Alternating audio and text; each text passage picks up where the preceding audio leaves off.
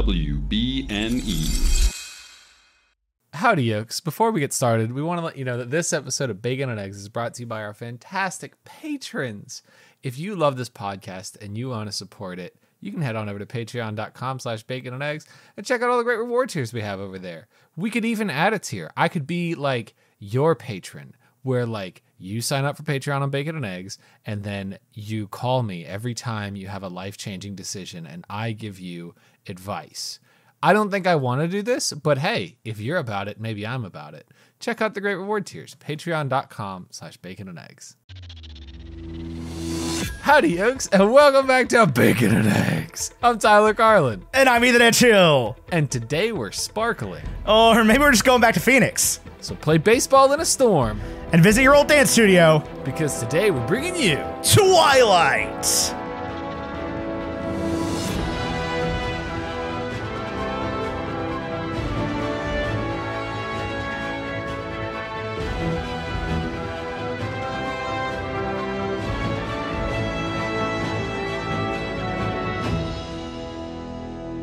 But before we even get into Twilight, we're joined this week by one of my favorite people on the planet. She is not known for discussions on heterosexual love triangles in young adult literature, but she does seem to keep showing up on our podcast for specifically that purpose.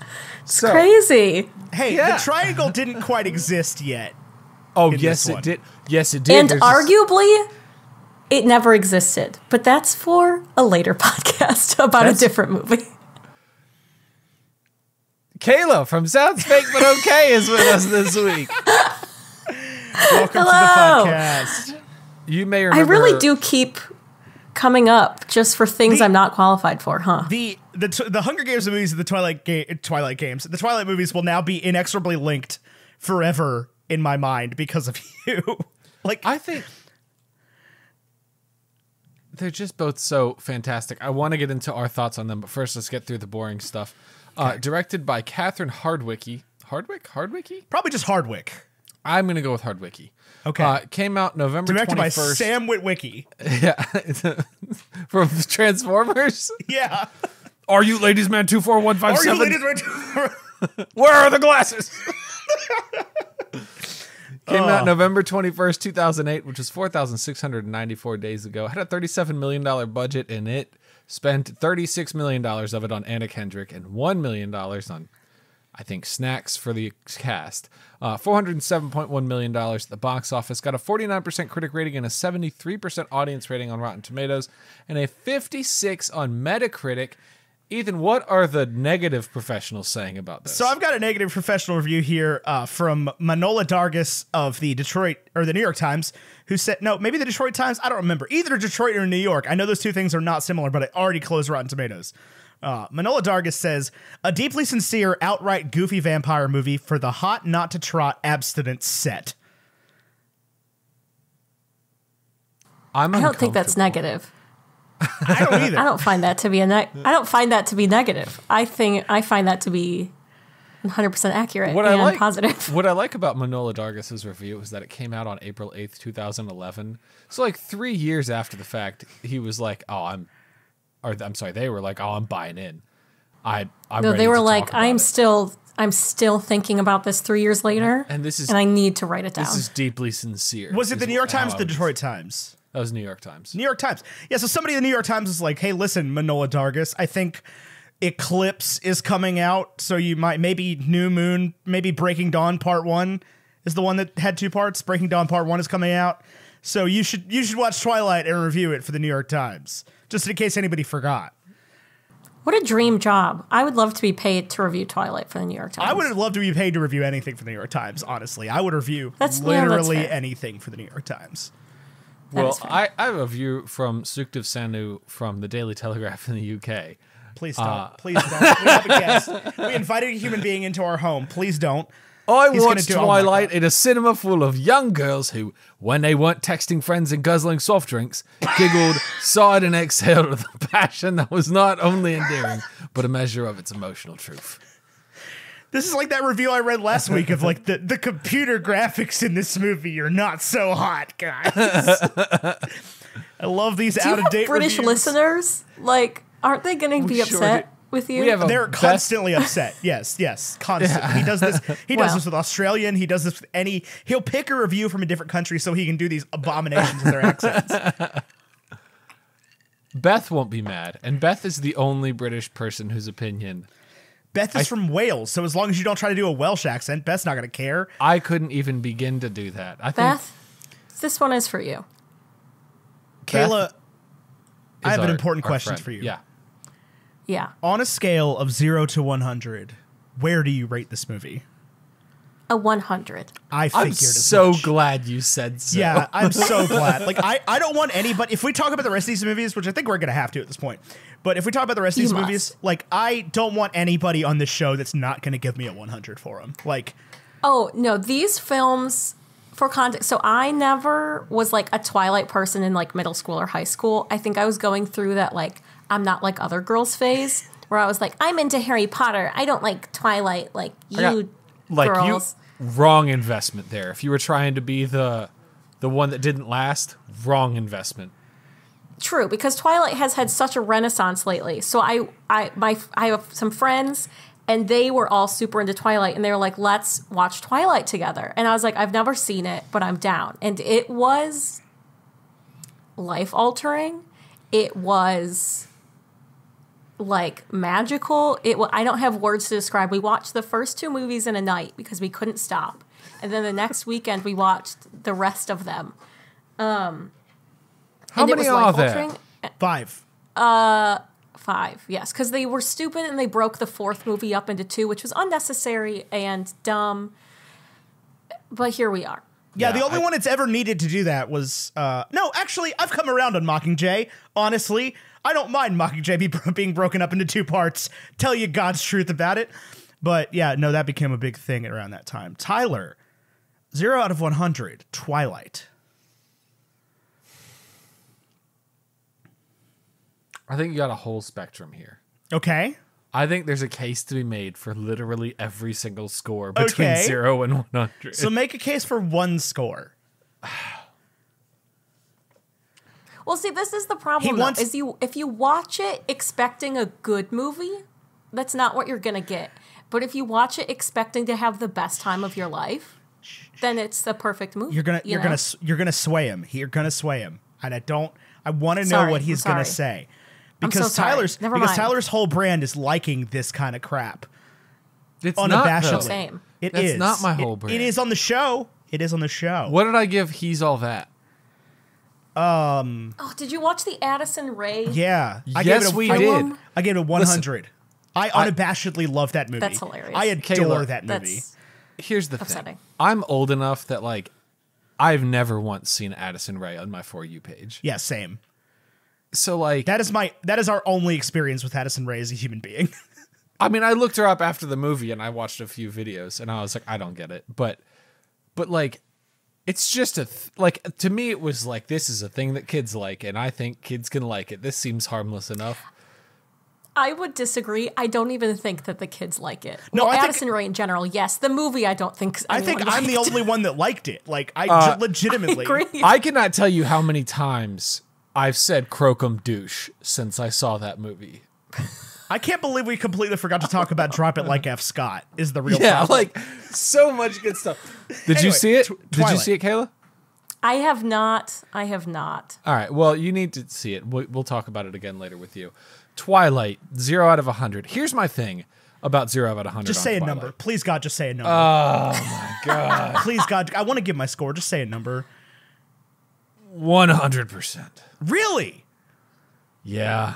Correct. Yeah. Yeah, guys. Correct answer. God, this is a really hard conversation to have. No. Because you No. are also I'll a leave. 100%. Guys, like, look, I'll leave the call. I It's had not never seen this movie before. Me okay? neither. I read half the book today. Wow. And I had read the book like in 2005 or whatever, like, because some of my friends, and I was too cool for school for it when it came out, but like I read the book because everybody's like, oh my god, you should read Twilight, and I was like, this is the worst book I've ever read. And I read half the book today, and I was like, this is the worst book I've ever read. That being said, this is a 100% Right? Like, Yes. I'm not even being ironic. I f***ing loved this movie, okay? Like, I laughed. I smiled. I cried like a little child when she was talking to Charlie to leave town. Yes. Like, I cried like a little baby. And I texted my girlfriend who literally watched this last week, and she's like, God, this movie has not aged well. I texted her and I was like, Kate, this movie slaps, my dude. Break Like, up with her. this movie slaps. Let's get a couple things out of the way first. It's not good. Like, on no level is it a good movie, right? No, Like, hold on. Well, on plenty of levels, this is a good movie. When I think about movies that are made from Wattpad books, there's like two examples, right? There's this and our friend Beth from the UK, The Kissing Booth. And those are both 100%ers because you're making a Wattpad book into a $38 million movie. Well, you can't expect it to be like high cinema. If anyone is going into this movie expecting high cinema, you're going to be disappointed. It's like you have to go into it as if you're like watching reality TV. The reason you watch Twilight is to yell at your TV. It is not to like appreciate high art. Right. Correct.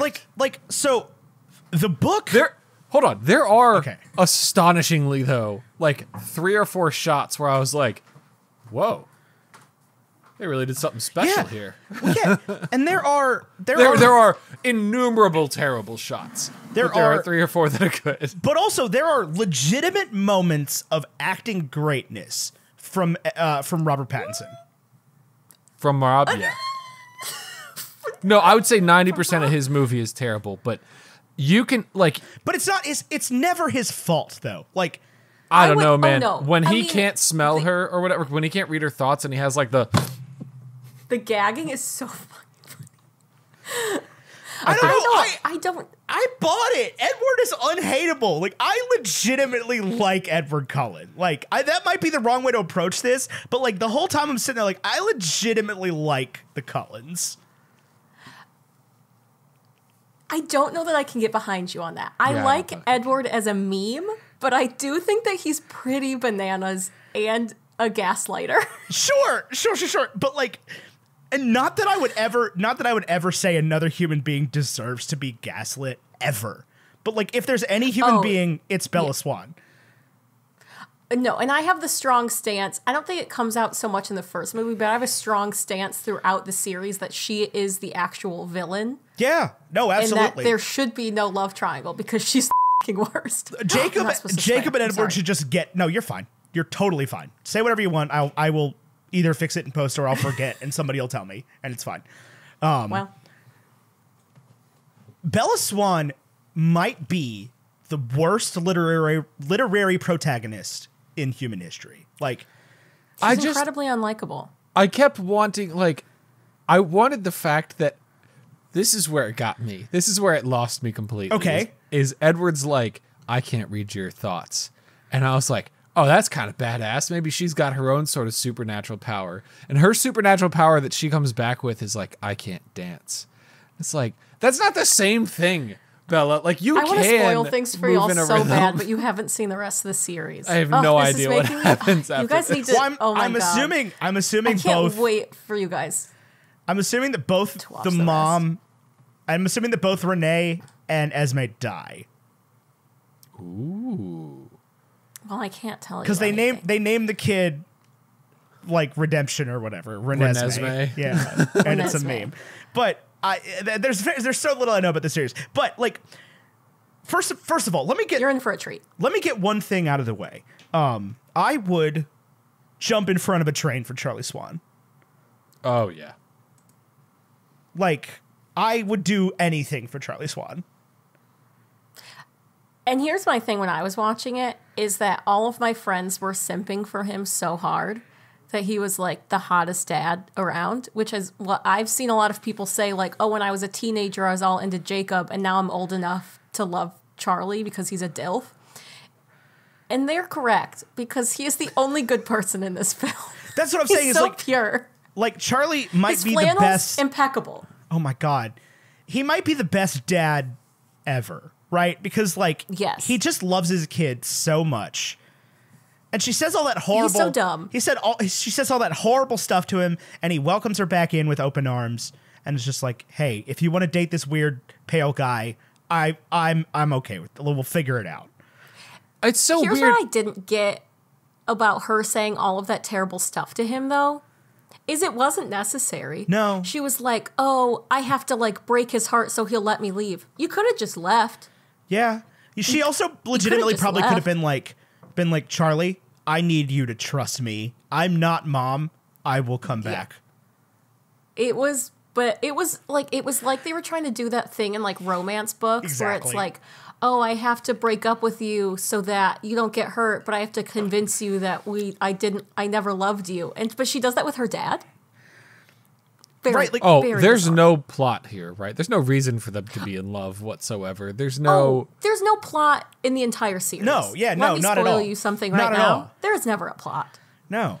The closest they- thing that this movie gets to a plot is relying on Cam Gigande, which is never a good thing. Who's Cam Gigande? James, the tracker vampire from Never Back I Down. will say, Oh, that's his name? Oh my god. Yeah, when he showed up, I was He's- like, this dude? Yeah, the dude from Never Back Down. Did you ever watch Vampires Suck when it came out? No. No. So it was this parody movie that got made that was I just remember that basically era. Twilight, but a parody, and Yeah. it like got made in theaters. They like put enough money behind this like YouTube parody that it Yeah. was a movie. And the scene after the baseball game where like James and Victoria and whoever the other person is come out, Laurent. they're like, oh shit, the Black Eyed Peas. And they do look like the Black Eyed Peas. They do. They do indeed. But If yeah, they- the only plot, like when I got to the point in the movie where like the tracker comes and they're like trying to kill her, I was like, oh, I forgot that I was supposed to be watching this for a plot. Right. Like it was like 3/4 of the way through the movie, and I was like, oh, a plot. That's interesting. I thought I was just watching this goofy little thing. I guess where I get lost is like, why does the tracker care about Bella at all? Because like, she there's smells good. He's hungry. Yeah, but there's plenty of humans he's in a little forest. Right, hungry. but she smells good.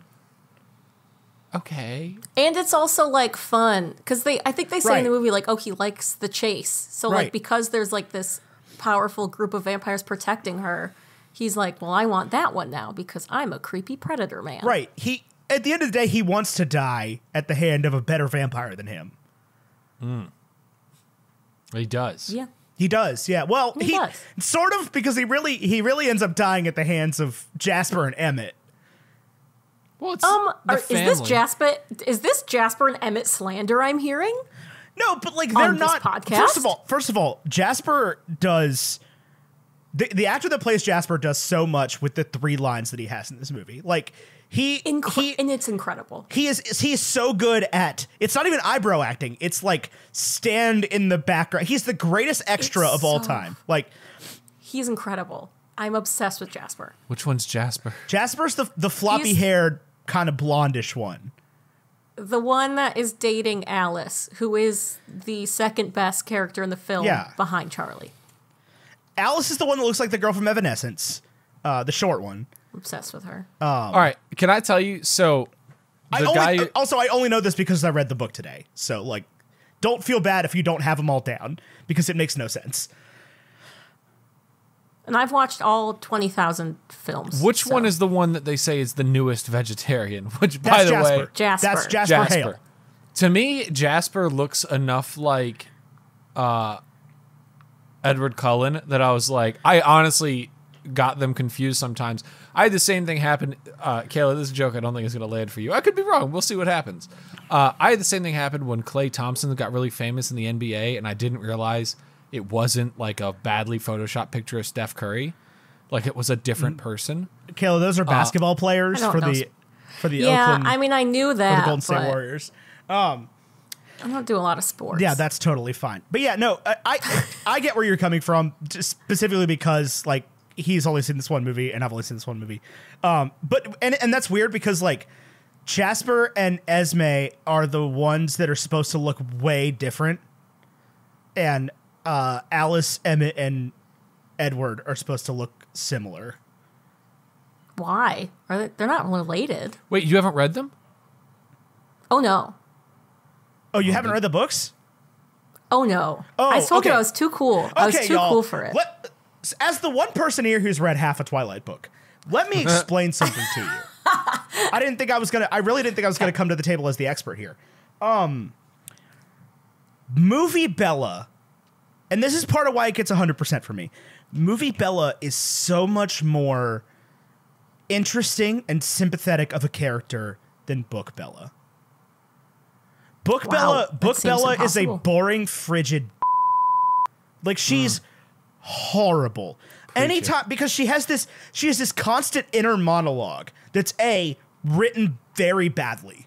Stephanie Meyer's a bad writer. Okay, like let's just get it all out on the table. There's grammatical errors in the book. It's horrible. Like, Stephanie Meyer's a bad writer, but Bella's internal monologue sucks so hard. She's just miserable about everything.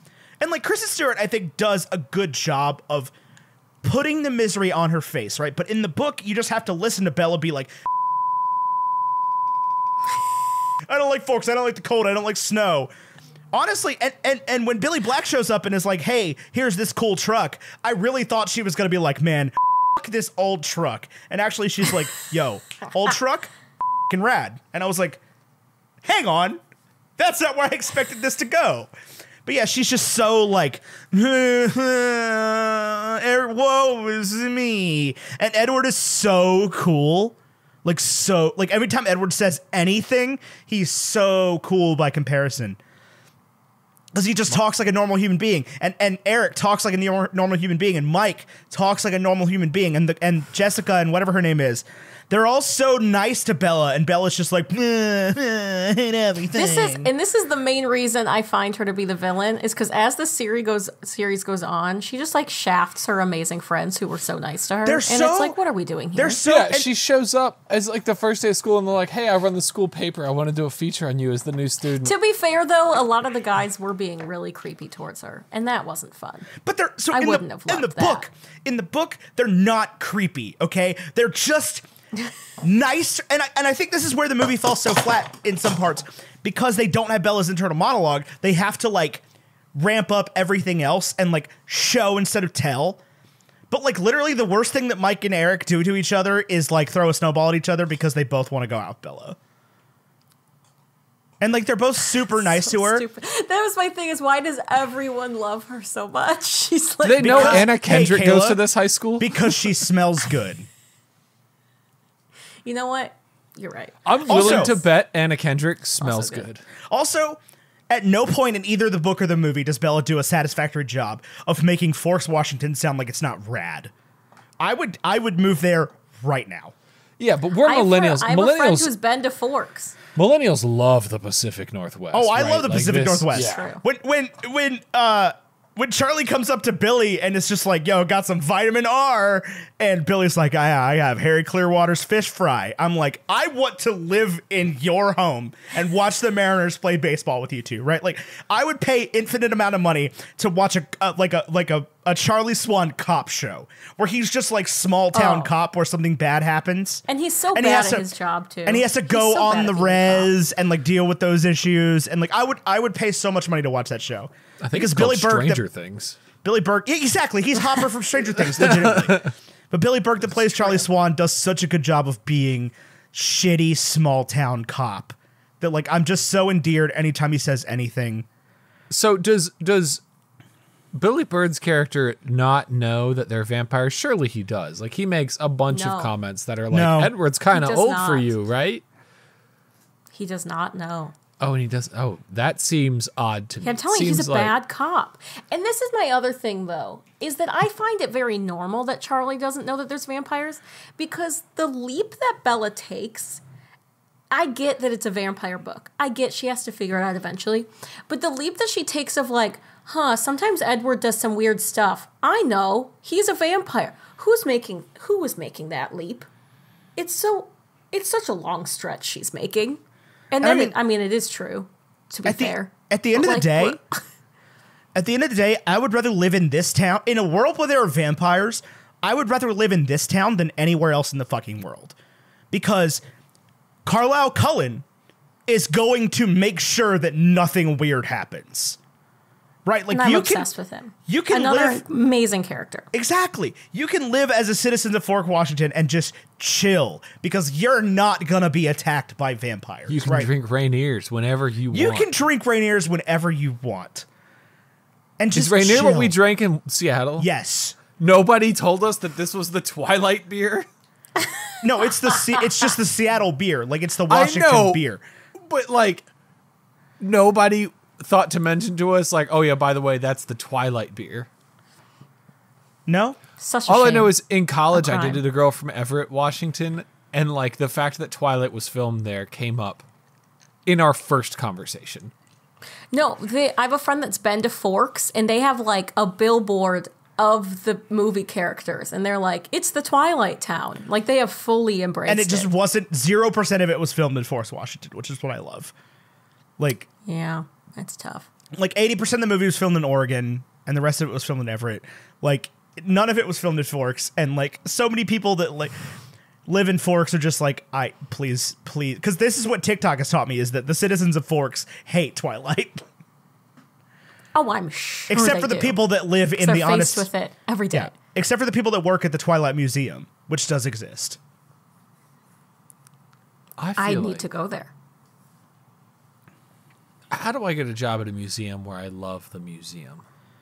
I don't know. I keep meaning to ask your dad to get me employed at the train museum. I don't know why I haven't done that. I know a couple people that are on the board of directors there. That's my ideal job.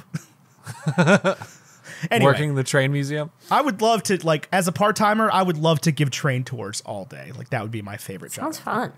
I love trains. Anyway. I How own many a trains are in this movie? Because that you gave it 100%, but I don't think there's a single train. It doesn't matter. No it doesn't matter, trains. okay? It doesn't matter. No train. This, like, legitimately, listener, you... So I am the stick in the mud on this podcast 99% of the time, okay? And I get that. And there's a lot of listeners right now, because I've gotten so many messages, DMs, and, like, texts and stuff that's just being like, I can't believe you guys are actually covering Twilight. Like, please be nice to it. I am Why would we be unironically... anything but nice? It is the greatest film. Kayla, okay, Kayla, I love your enthusiasm. I really do. You do know it's bad, right? Like, Oh, yeah, and that's Okay. the reason I think it's amazing. Right. It's like watching The Room. Like no one watched. Like That's exactly what it's I bad. felt. Yeah. no, this But is it's so way good. this is way better than The Room. Like, Oh wow. not Bold. not on the scale of so good it's bad. Like, or so bad it's good. Yeah, so bad it's good, right? Like, this movie is just bad in an endearing way. Yes. And I think if I watched it in 2008, I would hate it. Right? Like, if I was 15 and saw this movie, yes, I would hate if I had this. ever seen Well, I this before today, I would hate it. Well, I think like watching it now, it is just the perfect encapsulation of like 2021 humor because Exactly. there are so many memes. Like there are so many quote. I was asking my friends who I watched it with. I was like, "What are the goofs and gags I need to hit on when I Yeah. go on this podcast?" And there were like 5,000, and they're all on T-shirts now. Like I desperately want like a sweatshirt that says "La Push Baby" because Yes. well, it's La Push Baby. It's La Push. Right, and- I need it. And I would wear that and get the correct kind of interactions on it too. Like Oh, yes. people wouldn't be weird, right? Like because it's gonna take a person that thinks like we do to comment on it. So here's my thing. I would wear a "It's La Push Baby" t-shirt before I wore "When I Make My Move." Ron, no. Okay, No, here's some Ron, other. He's no. gonna sacrifice himself. Not me. Okay, not here's some other Marnie. T-shirts I've You. seen. But like I would wear Here's some other good T-shirts. I would wear the "It's La Push Baby" sweatshirt before I ever wore something that said like "You're my own personal brand of heroin." Ew. That's what Who said Edward that? says. Edward says that to Bella. I do. Wow, I do not remember that. Yeah, when they're first hanging out, and he's like, "I can't resist you. You're my own personal Here's brand of heroin." and here's my thing about him not being able to resist her is at one point in the movie he's like, "You should stay away from me. I'm a bad guy. Don't stop talking to me." And then he proceeds to be the one to talk to her. He's initiating conversation. He's like, "Stay away from me," and then he's like, walk, walk, walk. Hey. And it's like, what is happening here? He even explains it. He's like, just because I can't be with you doesn't mean I don't want to. It's like, okay, but you can't, buddy. So I love the part where Bella says, vampires play baseball? And Edward goes, it is the national pastime. It's so stupid. Some other of my favorite t-shirt / quotes are, look, Bella, a worm. Also, it's the fluorescence, and say it out loud. Say it Chef's out loud. kiss. You're a vampire. But like, You know what I am. Say it out loud. And the thing is, like, it's old enough at this point and goofy enough at this point that it's become retro, right? Yes. Like, it is we are living in the Twilight Renaissance. We are living in the Twilight Renaissance, and I think the Renaissance hit at the exact perfect time. Like, there's somebody at Netflix that is like head of reintroducing movies to society, right? Like, that's their whole job. They're sitting there. They've been sitting there for years with a button that says Twilight on it, and they're scrolling Facebook, scrolling Twitter, looking at TikTok, and tapping the desk and going, "Is it time? Is it time now?" And they slam the Twilight button, and it happened. But it's not on Netflix. So Yes, it is. They're all on Netflix. Yeah, it is. All 5 are on Netflix. I definitely paid $3.99 to rent this Nice. movie. They're all 5 are on Well- Netflix. That's why everybody's watching it right now. Oh man, it's bad. Yeah, it's My favorite thing, because Twilight has by far my favorite piece of movie merch that's ever come out in human history. Okay, better than any Star Wars action figure, better than any Funko Pop figure, is they had that damn blue card keychain that made the world look like the color grading from the movies that they sold to human beings. incredible. They acknowledge from the beginning, they're like, we are fucking this movie up on purpose because we want you to like it, and eventually you will thank us for it. And now in 2021, that is the funniest thing I've ever heard in my entire life. Is the fact that they sold you a keychain that made the world look like the Twilight movies. I want to give you a quote real quick, Ethan. Bella, you got to go to Jacksonville, so I can't hurt you anymore. Why Jacksonville? Because that's where the mom was. I know that's where the mom was. Because I know. That's first of all, is. there's nothing in the world says minor league baseball like Jacksonville, Florida. Second of all, Stephanie Meyer's a fucking bad writer. Okay, like I don't know how to. Hey now. Hey Don't be now. No, she's a bad. Like I'm sure an infinitely better human being than She Who Must Not Be Named. But She Who Must Not Be Named is a good writer. Yeah, easily. And Stephanie Meyer is a bad writer. Okay, like these books. Here's what I'll say about Stephanie Meyer, though. Is she's in her own movie. Is she? She's There is in a this? self-insert. Okay, at the I scene, love that so much. the infamous scene. The infamous scene in the first movie when Bella is doing the ketchup and she's doing it like this, Yeah, she's like- not getting any ketchup out. Yeah. First of all, the fuck is that? I Second of all, I was like, I wonder if I'm the only one to have noticed this. I oh, no, noticed. I it's noticed. insane. So in that scene in that restaurant, they pan over and there's someone sitting at the bar writing on their laptop, and they're like, "Oh, here's your whatever, Stephanie." It's Stephanie Oh my God! Is it Meyer. really? Which leads me I was like, to 'cause I that's think such the a- most important theory of it all Okay. is that Stephanie Meyer, the whole thing, Stephanie Meyer is sitting in Forks and she's watching everything around her and she's saying, "I'm going to turn this into a book." She sees Bella over there can't use ketchup and she says, "I'm writing that in." Oh, so yeah, I no, think it's the the theory Star Wars. Twilight is true. Right. Stephanie Meyer was Yeah. in Forks. No, 100%. I 100% vibe with that. It's a Star Wars thing, right? Like, Star Wars absolutely happened. That's why George Lucas's writing is so bad, because he wrote it down exactly as it is. Like, Stephanie Meyer clearly did the exact same thing. Like, And she's later, spoiler alert, she's in another movie down the line. I do. So it's real. So I do just want to circle back to that real quick, because I remember this because it was so weird. And the line is, "Here's your veggie plate, Stephanie." Oh my god! And because then it immediately pans to Charlie, and Charlie's like, I ordered you a spinach salad. I hope that's okay. And And then she's like, ketchup. and she's like, oh, you should. No, the ketchup is a different scene. wrong. No, I'm being 100% with you. Ketchup's a different scene. Ketchup's earlier in the movie. I just don't think so. But okay. No, because it goes straight to because here's your veggie plate, comma Stephanie is such a weird line that it stuck out to me. And then immediately Stephanie is so because weird. because it's very shortly after they have the conversation about Jasper being the newest vegetarian. And then Stephanie gets the veggie plate, and then Bella gets the spinach salad. That my brain was like making leaps of like, is everybody except Charlie a vegetarian in this town? Like, is Charlie the only person that eats meat? Like, hey, you better hold on tight, Spider Monkey. You're getting. oh my God, that's the line I want on a t-shirt. That's the line I want on a t-shirt. Is you better hold on tight, So Spider Monkey. good.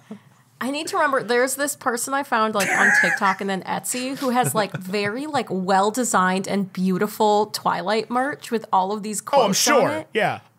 And it is so like the quote that like it's the fluorescence where she's like, why are your eyes a different color? Because he forgets to put his contacts in, and he's like, it's the fluorescence. Like it is this T-shirt with these like just bizarre eyes on them. I'm like, oh my God, I want all that. It's all so good. Hold on. I gotta share a couple things with you. I'll be right back. Give me 2 seconds here. Okay. He's about to go get. I'm scared. In the 3 minutes he's gone, he's gonna get a new tattoo that says, "Bella, where the hell you been, Loca?" Okay, I saw someone recently that did, not in person, but on TikTok, I did see someone that got that tattoo. And it's incredible. So I have here the print copy of the first book. Is that a new Oh my book? God. What a legend. What's up? Is that a new copy? No. This Let's is see the Caitlin's. spine. Let's see the spine. I want to see some cracks in that. Well, it has not been cracked. Oof. Wow. It's way too thick for that. Mint condition. Like it's Challenge big. accepted. I mean, okay. It just I don't know. It's like no, sorry. This is what I meant. It's like long this way. So the text is far enough from the inside of the spine that you don't really need to crack it. If that makes sense. I mean, I just think you want your Twilight books to look well read, though. Well, look, That's I've only read half of this, and I read it today. This is my girlfriend's copy from God knows when. So the opening page of this is a quote from Genesis, like the Bible book. Yeah. I'm Okay, familiar. well, yes, because Stephanie Meyers is notably incredibly religious, which as you move through the movies, you do see quite profoundly. And it's very bizarre because the movies are all so incredibly horny. It's so They weird. are very, very horny. That's for sure. But also so religious. I don't know what she was doing. This quote says, "But of the tree of knowledge, of the tree of the knowledge of good and evil, thou shalt not eat of it. For in that day thou eatest thereof, thou shalt surely die." Genesis 2:17. And then we get a 1-page preface, which is that opening monologue Bella reads about, "I've never given much thought to how I die." It's 1 page. I've always thought dying in the place of somebody else would be a good way to go. Why do you think that? Because she wants to die like a martyr. She needs to get on some medication. She is Joseph Smith, right? Because Stephanie Meyer's a Mormon, right? So it's all Mormon. Yeah. She is. Listen to the She first. is. And from what Just listen to the from first what paragraph I've of been this. told. Go ahead. Okay, go ahead. I'm ready. Yeah, I'm ready. no, go ahead. Whatever you were going to say. I've got the Okay, text in front of me, so I just can on the change. topic. Okay, on the topic of Mormonism, I have again not read the books, but my friends have, and they were saying, so when she goes and first meets Edward's family, and they're like cooking her Italian, and it's very funny. Apparently, in the book, she is wearing like a very quintessential Mormon outfit to like meet the parents. So she is in a long khaki skirt and like long sleeves, and it's just like it's very Mormon. And as you go through the movies, they're so horny, but also like, spoiler alert, sorry, Edward refuses to have sex until he gets married. And it's like, that's where we're drawing the line here, Stephanie? That's what we're not the fact do? that Bella is 17. I think what bothers me more than anything about Edward's age is if like it would bother me so much less if he was like 108 in this, right? Because he was 18 during the Spanish flu. Yeah, he was born in 1901. Something like that. Yeah, so he's like 107. He was born in 1901, yeah. So, but if he was like 500 years old, I'd almost be like, well, you don't really Also, age the same way people do. But like 107 is an age people can be. Like you can. This book takes place like right at the turn of the century. Like it is outdated by the time that. Well, baseball's still It's- America's pastime. Right, but like Wow. yeah, Bella doesn't have wireless internet. Hold on. Do you think Edward Cullen is a fan of the Mets, baby? No, I don't think he is. I think he's an M's fan, man. He's a Mariners fan. He's from there. Right? Ken Griffey, baby. Let's go. Joey Cora.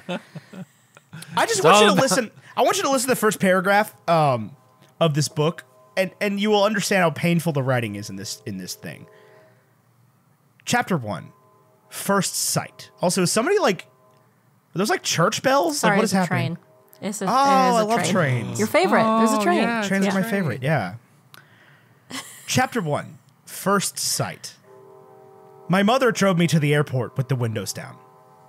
It was 75 degrees in Phoenix.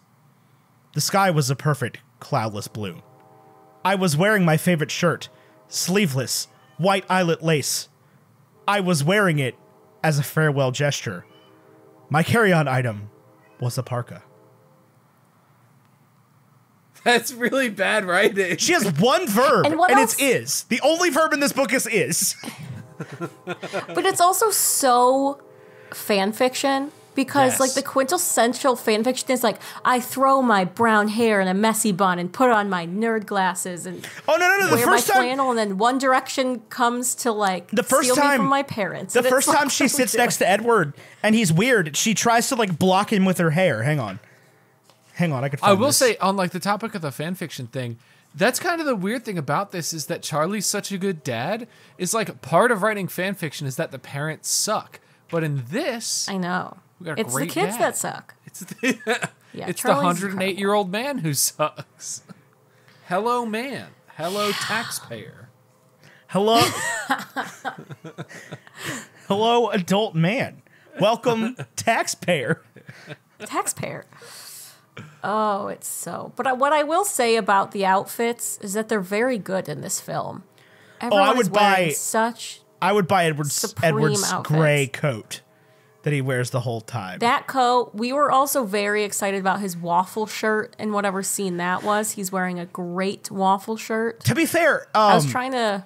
find a the picture of Cullens it. are Couldn't. described in the Tragic. book as being impeccably dressed. Like I mean, they have a lot of money. she's very much like you would never think they were designer, but they had the hints of being designer. What does that mean? That's pretty good writing. that No, even I mean? take that.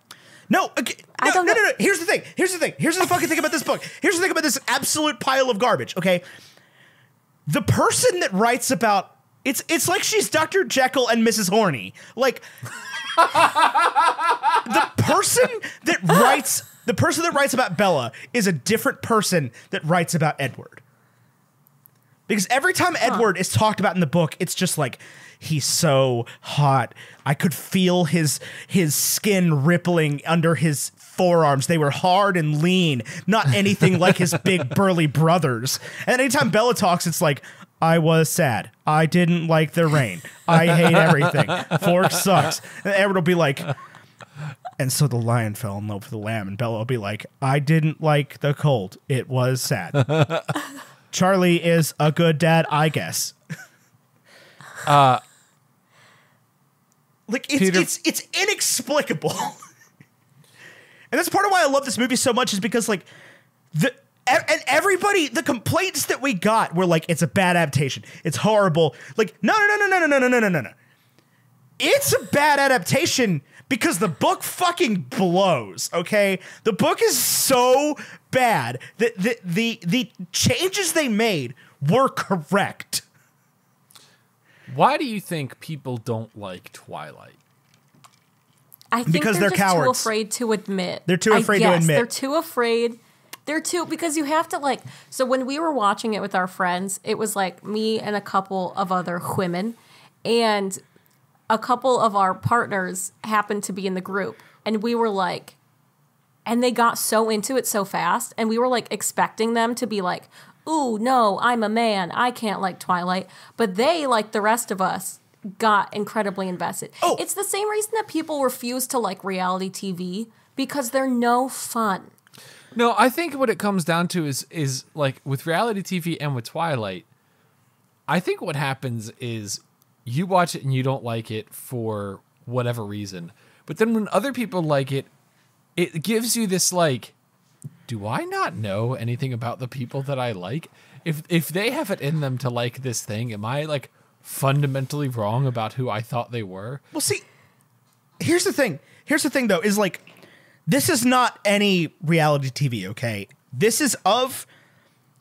Twilight is of a time and place in the world, very much so. Like, the Harry Potter books are timeless. The Twilight books are very much not timeless. Like, you have to peg these to who you were. I like this movie today in antithesis of who I was in 2008. Right? Like, the guy that existed in 2008 has learned something that has allowed him to like this movie, right? It's not just reality TV. This is like the Jersey Shore of content, right? Like, it's an utter train wreck. Because, like, if you don't like The Bachelor or Survivor or, you know, like, You're lying. No, you're not. The Bachelor, I hate The Bachelor so much. I love The Bachelor. It makes me, like, and Keeping Up with the Kardashians the same way. It makes me sad to be a human in the world. No, Kardashians. Doesn't it make you feel better about yourself? No, That it you're doesn't. Like, wow, It these people doesn't, actually. are stupid and I'm smart. But How on earth would it make me feel better about myself? But- I'm watching somebody who does like 3 promotions from me live this life. Like, they're beating me in every but- category except romance. I mean, yes, but like they're also so stupid, But- and you can be like, "Wow, I would never do something so stupid." But I'm incredible. This is what I'm talking about with the Jersey Shore, though, because like I used to watch the Jersey Shore religiously. Okay, legitimately, I did. From the time I was in high school all the way up until college and when it ended. Like, it was Jersey Thursday. Like, I watched the Jersey Shore religiously. Okay, I felt good about myself at the end of every Jersey Shore episode because I realized, as you know, a 20-year-old college student or whatever, that I was just simply better than them. Like, I'm just built better. Like, if there is a God, I was created in his image and they weren't. Good God. Like, this is not to disparage DJ Pauly D, but like, that guy is a trash fire of a human being, okay? I think I don't know how much of an act it was, but it seems like it was at least partially an act, right? Because a lot of those guys have gone on to like have successful careers. Yeah, no, it was definitely an act. And like, I think if I was a participant on the Jersey Shore, I would have had a lot of fun, okay? They had a lot of fun. Like, yes. But it's so unbelievable. You watch the Jersey Shore the same way you watch Jackass, where you're like, man, I'm sure glad that nobody's kicking me in the balls right now. Like, I'm very glad that I don't have to be shot out of a cannon into human feces. Like, Can you watch Jackass? I can't watch Jackass. no, I can watch Jackass. Honestly. So Caitlin, my girlfriend, my partner's a big Jackass fan. Like, we're probably gonna go see the new Jackass movie in theaters, and like, I guarantee you they will find a way, because it'll be the final Jackass movie for sure. Like, this one's it. Like, Bam's out. Johnny Knoxville's 49 years old. Like, they will find a way to make me cry at the Jackass movie for sure. It's who's the other guy? Johnny Knoxville, and who's the other guy? Steve-O. Steve-O. I found out watching Steve-O 2 weeks ago. Fun fact. That's Great guy. Great I guy. guarantee all those guys are the nicest dudes in the world. I did not realize Johnny Knoxville and Steve-O were different people. Yeah. Yeah. Until I saw the trailer for this one. Johnny Knoxville's the one with, well, he has gray hair now. He's the one with dark hair and less tattoos. And the one that doesn't talk like Steve-O. See, I mean, I don't listen to them talk. Oh, well, very so much. Steve-O's the one that sounds like he has like a tracheotomy. He probably did. He probably did, for sure. But like, he was at this music festival that I was working at, and he was like announcing bands that day. And so he was just up on stage like, "What's up, guys? Like, I'm Steve-O. Like, this is my good friend Spencer Sharness in the band Ice Nine Kills." Hey, that's one of my favorite bands of all time. That's a fun fact. Anyway, so that's how Twilight feels to me. Is like, it is a train wreck that I don't even want to look away from. It's so you it's can't. so bad that it just is endearing, right? And I legitimately like the Cullens. Okay, like, for some reason I just kind of get them, I guess. Like, I enjoy them as a family. Like, because even when Rosalie is like, no, absolutely, what does she mean to me? And Carlisle comes up and he goes, she's with Edward. Like, this is how it is. Like, they're like, we know we could stand to lose a lot from Bella, but this is what Edward wants, and he's never asked us for anything. So we're just going to accept her. Like, we're going to make her Italian food, right? Even though we don't eat. Like, we're just going to try to do our best. And at the end of the day, she's one of ours, so we're going to protect her. And, like, there was a weird, like, I was choked up the whole time I was watching those scenes because I was just like, man, they really just, like, bought into Bella very quickly. And maybe that's Even though she sucks. Even though she sucks, right? And that's maybe just a part of my particular life story is that, like, I rely on, at this point in my life, I've had a lot of shit happen, and I rely on a lot of other people's families to be my family, right? And like, so watching that happen to Bella was legitimately endearing to me. Like, I legitimately was choked up the whole time watching that happen. When they stood up for her, when they protected her, they fought for her, they killed for her, they went to Arizona, to the sunniest place in the fucking world for her. Like, the symbolism there, as much as it's heavy-handed, as much as it's badly written, like, it's not lost on me. There is some I agree. Like, Carlisle is legitimately one of my favorite characters because he's such just like a genuinely good dude. He's right. like, no, I'm gonna keep all these people vegetarian, and I'm gonna like. He's just such a good dude. He's such a nice dad man. Exactly. And he has that fun homoerotic scene with Edward in 1918. Mm-hmm. Yeah. He definitely came there for Very sure. good. Like, Carlisle for sure finished in that scene. To be fair, though, I feel like Carlisle has sexual energy with, like, everyone. There was even a scene, I can't remember if it was the first movie or not, but he has this, like, weird sexual tension with Bella, and I was like, Carlisle. He has weird sexual tension. He has weird sexual tension with Charlie. Like, oh yeah, so he's like, good. hey It's Chuck. so good. like, again, there's nothing in the world I want more than a Charlie Swan cop show. Like Forks 911 that just stars Charlie Swan, and just like Carlisle Cullen gets to exist on the periphery of this show. Yeah, he's like Wilson in House. Like, he just shows up early House, not when he becomes a mainstay. Also, I don't really know if it's portrayed in the book or in the movie, but like 10 pages in the book, Charlie's all like, he's the best surgeon that's ever lived in this town or ever lived in the world. Like, he could make so much money. And like, literally the second he shows up in the movie, his hands are super shaky. And I'm just like, you could get anybody to portray a surgeon, but you found Mr. Shaky Hands. Like, Listen, he's doing his best. He's doing not a his hand best. model. He's doing What do his you best. think of the art installation at the Cullen House of the graduation caps? I love it. I think it's so funny. I think it's so good. It's so good. It's Their whole house is is a immaculate. vibe, It's dude. So like it makes why they can't be in the sun, which the sun, another issue, because you're telling me it's always overcast enough when they're outside, they're not constantly. There are several scenes where they are in direct sunlight and they are not sparkling. Yeah, the scene But where like, Edward they gets out of the choose to have car. this house. Yeah, there's so many scenes that we were like, that can't be right. And I guess we were like, I guess it's overcast, if that's what we're gonna say. Like, it's so. In the Olympia Peninsula house is of so northern wild. Washington state, a small town named Forks exists under a near constant cover of clouds. It rains on this inconsequential town more than any other place in the United States of America. That's the fourth sentence in the book. So, like, very that's much just rude to Forks. Very much because I know this. This is a fact I have tucked away in the back of my brain. Right, Stephanie Meyer wrote this book from the middle to the end, and then from the front to the middle.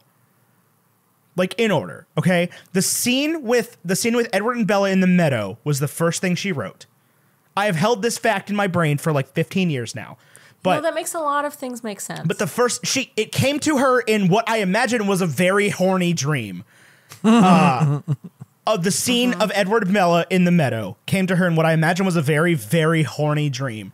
And she woke up in a fucking Mormon cold sweat in the middle of the night and wrote that down. And so the rest of the book reads like I showed the book to somebody and they complained a lot. Like the first half of the book is just like somebody said this is bad. Somebody said this is bad. I'm explaining things that don't make sense. I'm explaining things that don't make sense. They'll make sense later because I have to explain them now because somebody said I didn't explain them to begin with. My That editor. makes so much sense. No, it cannot. Because, like, It cannot possibly have been a proper literary editor. It had to have been like one of her fucking book club friends. They were reading The Secret Life of Bees, and they were like, "Listen, Steph, I read your manuscript. It's a piece of garbage." But no, it makes so much sense because the second half makes so much more sense. Like the first half was just her like, I've just got to get to the second half where all the good stuff happens. Yeah. Not to say, I mean, the beginning of the movie, great quotes, great stuff comes from the first half.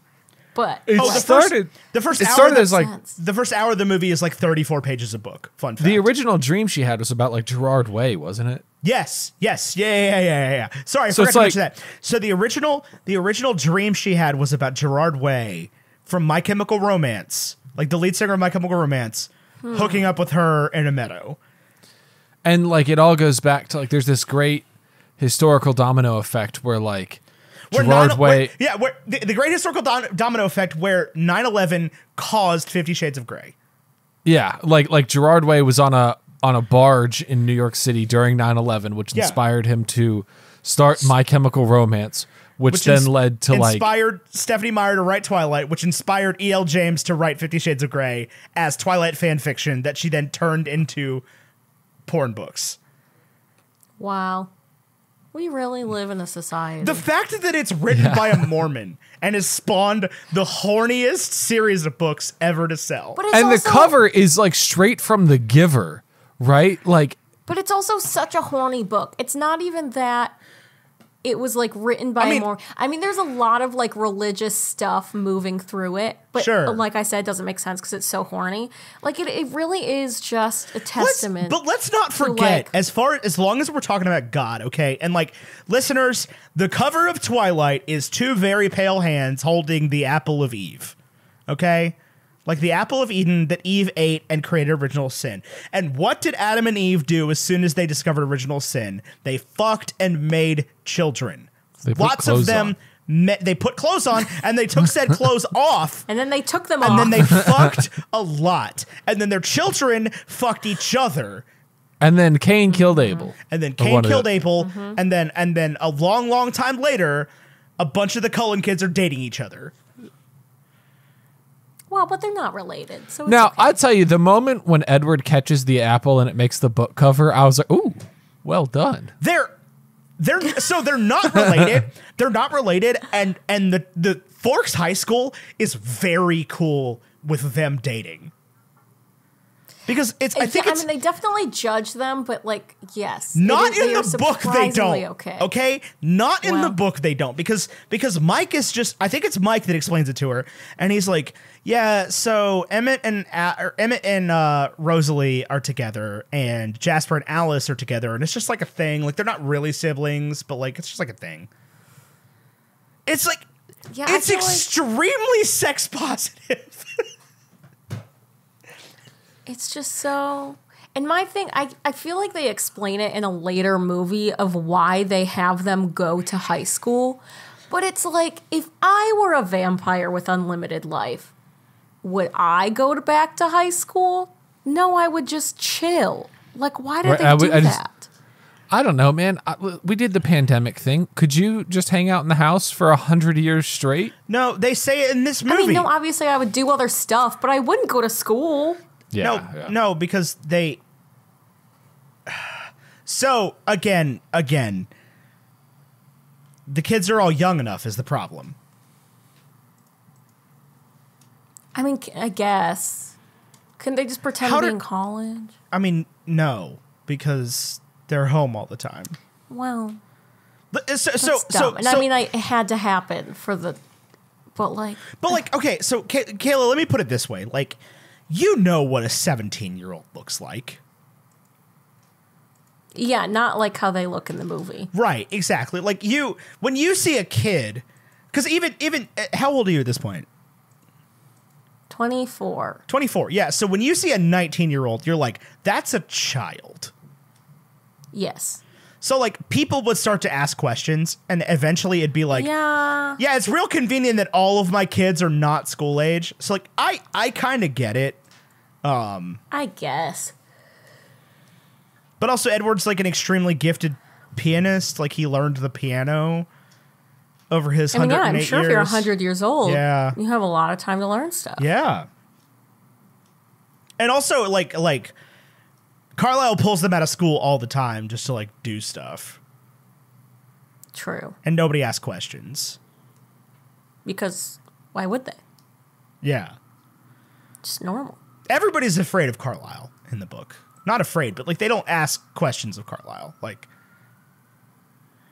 I mean, I wouldn't ask questions of someone that's that pale. oh, for sure. Yeah, scary. absolutely not. Yeah. He's too pale. A lot of people complain that Bella and Edward don't look the right way compared to the book, and I think they nailed it. Like Bella's too pale. I don't know what the book says, but you can't like make a facet of the vampires that they're pale and then also make Bella pale. If the book says she is, I don't care. I think that's bad writing. no, I just wanna hang on. I gotta find Like it. somebody in the movie even says like, "Oh, you're from Arizona? Shouldn't you be like tan?" And my brain was like, "Yeah." The line she says in the movie where she's like, "Yeah, that's why they kicked me out," is way funnier than the line she says in the book. That is good. That's gold. That is pretty good. Hang on. One thing I do I hate have is some that thoughts on that, but they're from a different movie, so I can't share them. No, just share. I literally don't care. Just share them. Okay, there's this whole thing. Because you guys know that she does become a vampire eventually. Yeah. Yeah. They have a kid together and I know. everything. Yeah. Shocking. Yeah. She she eventually asks Edward to bite her. Oh, she asks him constantly. Yeah. She asks him in this movie. She wants It's to all be the Bella wants to be a vampire. That's the way that Well, and Stephanie so here's Meyer the thing. describes horniness. Yes. But so she does want to be a vampire. And what it comes to, like, at the end of the franchise is that she was, like, meant to be a vampire. Like, she was born to become a vampire. So to me, it almost makes sense that she's so pale because it's just another reason of, like, oh, she was always supposed to be a vampire. But maybe that's just me reading into some poor casting and writing decisions. I don't think the casting is bad. Kristen Stewart, maybe she's a bad The actress. I have no casting idea. is excellent. Well, Kristen Stewart has gotten a lot better. I think everyone's acting is so bad because the writing is so bad. The writing is so so- what is there to work with? Nothing. Robert Pattinson has proven himself to be an extremely gifted young actor. Yeah. Right? Robbie P is incredible. Like all you got to do is what I know Tyler gave me shit for this last week. And I'm going to say it, but you got to watch The Lighthouse. Okay? Like the dude is next level good. Okay? And I'm very excited for his Batman movie.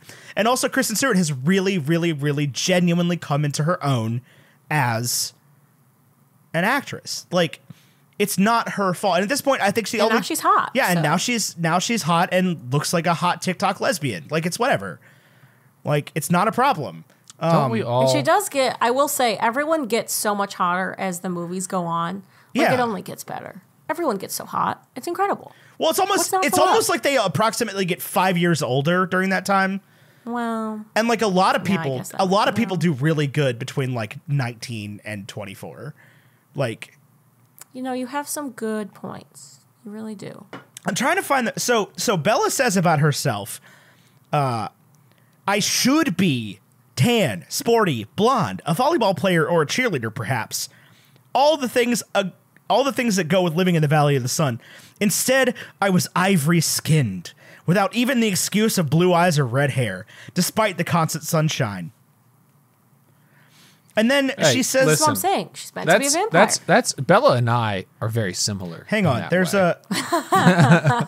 there's a good line. There's an awful, the line, I'm trying to find it. The line that she says in place of the "that's why they kicked me out" thing is just like genuinely like almost offensive. It's like actually very good, especially because Bella is like not a funny person. Oh, here we very go. good. Here we go. So this is when she first meets Mike, I believe. Maybe Eric. And whoever he is at this point, it's either Mike or Eric, says, "So this is a lot different from the Phoenix, huh?" And she says, "Very. It doesn't rain much there, does it? 3 or 4 times a year. Wow, what must that be like? He wondered. Sonny, I told him. You don't look very tan. My mother's part albino. Oh. No, she's not. Take that back. Why is that in there? That's what Bella says to him. Instead of that's why they kicked me out. That's what she says. And that is such an unnecessary thing to write into a book. He studied my face apprehensively, and I sighed. It looked like clouds and a sense of humor didn't mix. A few months of this, and I'd forget how to use sarcasm. Oh, so she was trying to be funny. She was trying to be funny. She's not. But in the line, I mean, in the book, or in the movie, they replace it with a line that legitimately made me go, because when he's like, you're kind of pale. Could I get that one more time, Spider Monkey?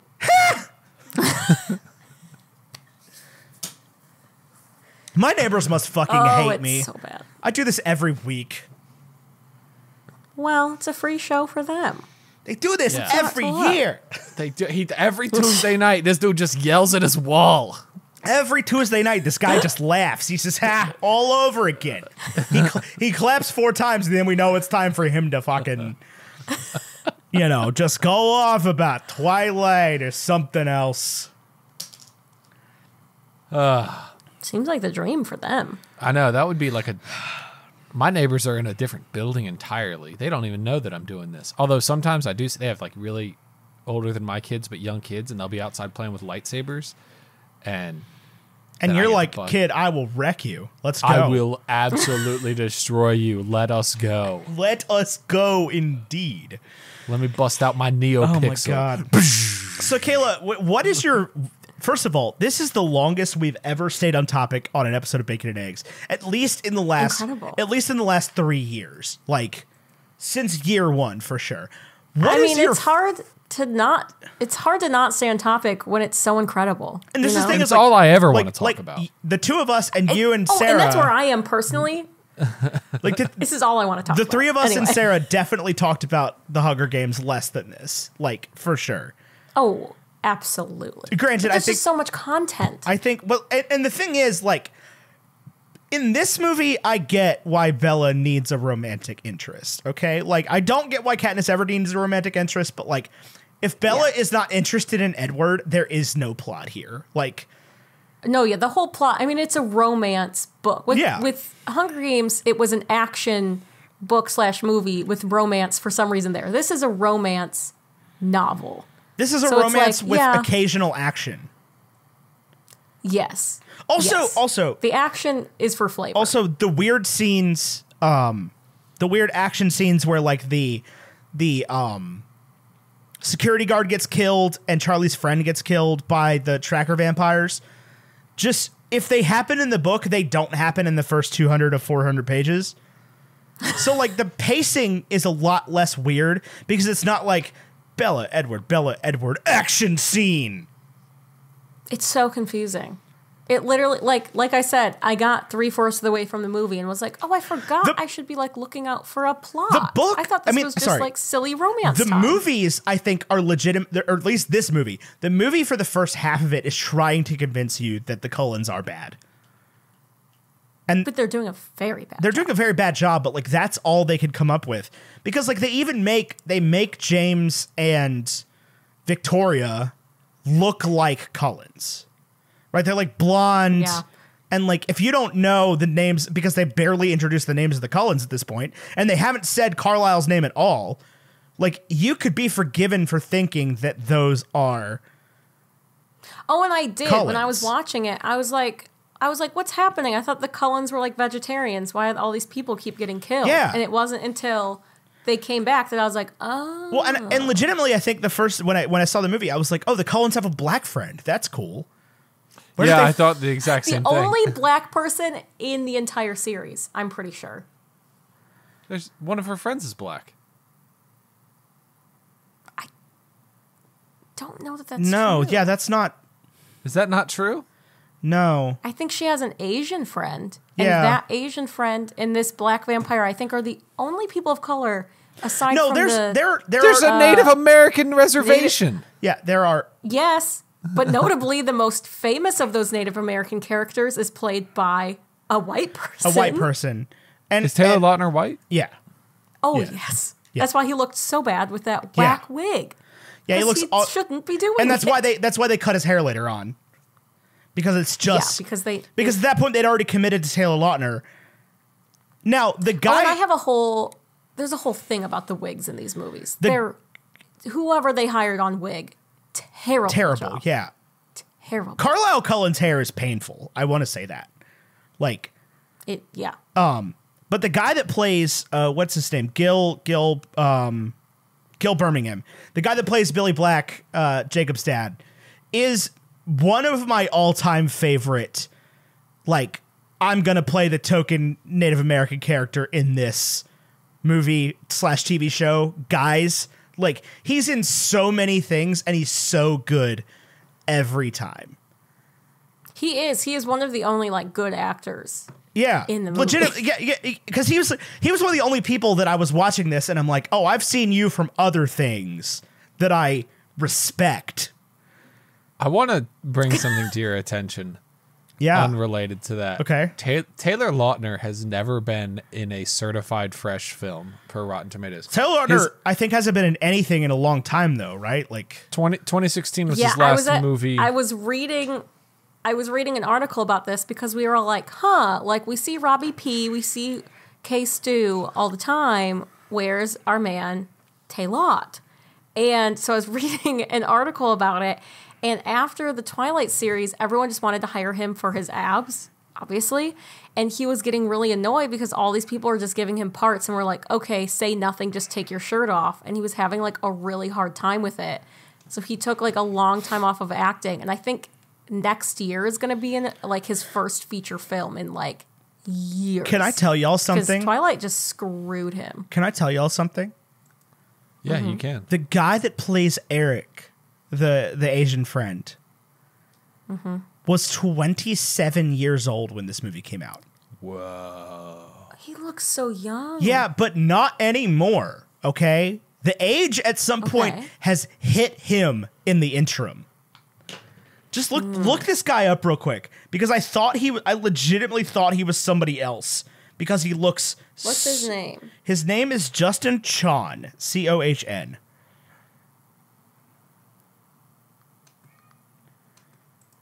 He was born in 1981. He has aged significantly. He has aged significantly. My. Wow, he looks old. He looks much older. Well, than yeah, 40. he doesn't look old. What He happened? looks like his age. What happened to you?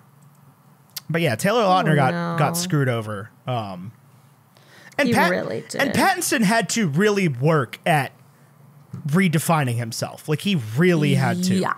Oh no, they all did. Yeah. It was bad.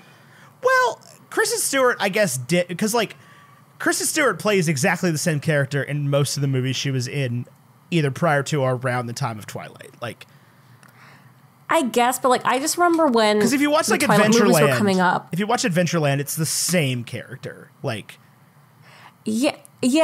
Like it's when Twilight was coming out, all I ever heard was like Kristen Stewart is the worst actor of all time. Like everyone was making fun of her. It was like a bit on all of the like late night things. So I like expected her career to tank post Twilight. I was like, there's no way she's acting ever again because everyone always made fun of her. I can only imagine 11-year-old Kayla watching like late night network comedy shows. That's what you were into at the time? I was unfortunately a Jimmy Fallon apologist when I was young. It is upsetting. Oh, I'm a Jimmy Fallon apologist now. Oh. Hold on. Kayla, is he a bad person? No, he's just so annoying. Okay. He's not James Corden. He's not Jimmy Kimmel. Okay. I just He's like so annoying. that's totally fine. I could deal with annoying. Like I just wanted to make sure he wasn't like a piece of shit like James Corden. Not that I know of. All I know is he's so annoying. Oh, I legitimately I like Fallon, but I was also into late night back in the day. Back when you and I were just watch it with my parents. I was gonna say back when you and I were the same age, but like back when I was that age, I used to watch. Yeah, when I was like 11, 12, 13, like I was watching Letterman like every night. Really? Yeah. Tyler, my parents are, hey, buddy, I don't know how to tell you this. My parents were weird, okay? Like. Yeah. Yeah. No doubt about that one. Well, and also for me, Like, we I didn't saw- get cable until I was like in high school. So then I had so many options that Yeah. I was like, I have to watch it all. I need everything. Like I used, I would stay up sometimes with my mom to watch Craig Ferguson on the Late Late Show, like, 1 o'clock in the morning, like whatever, it's fine.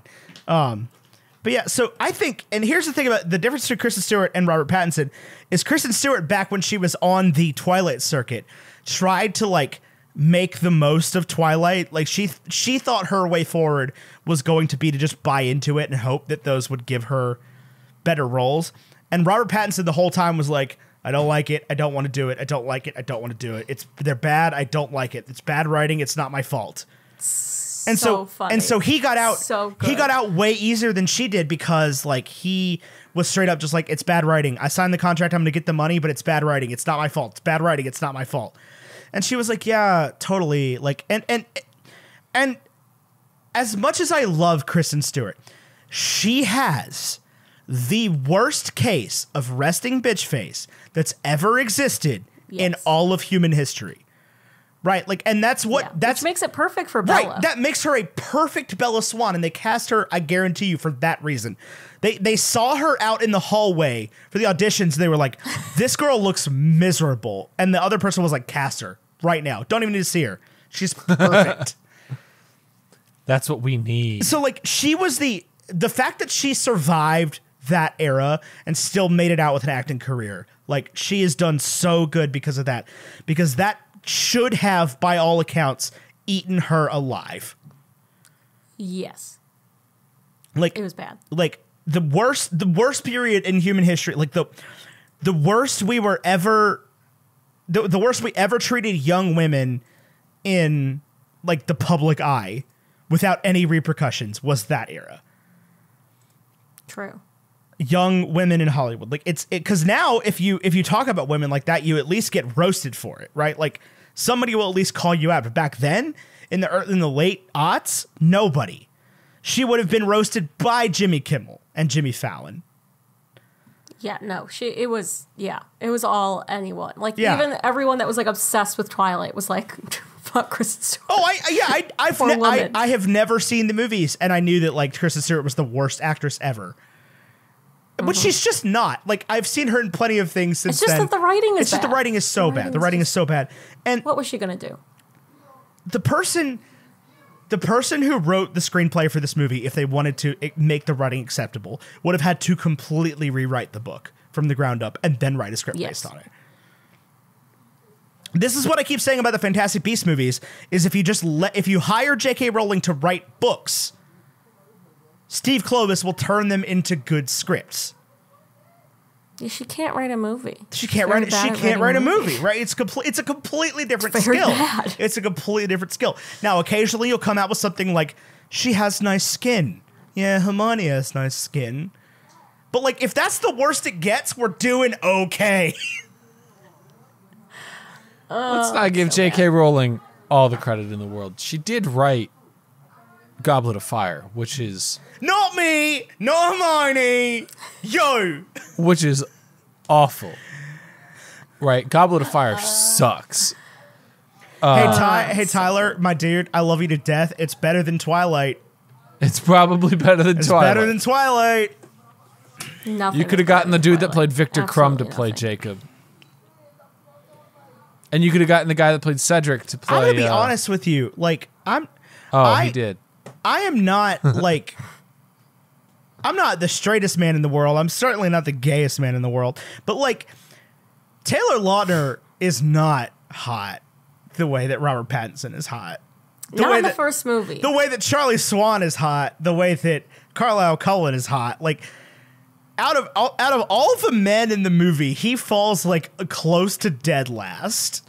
It's going to be quite Okay, but it's because of the wig. The wig does him so because good. I just don't Movie like three. his face.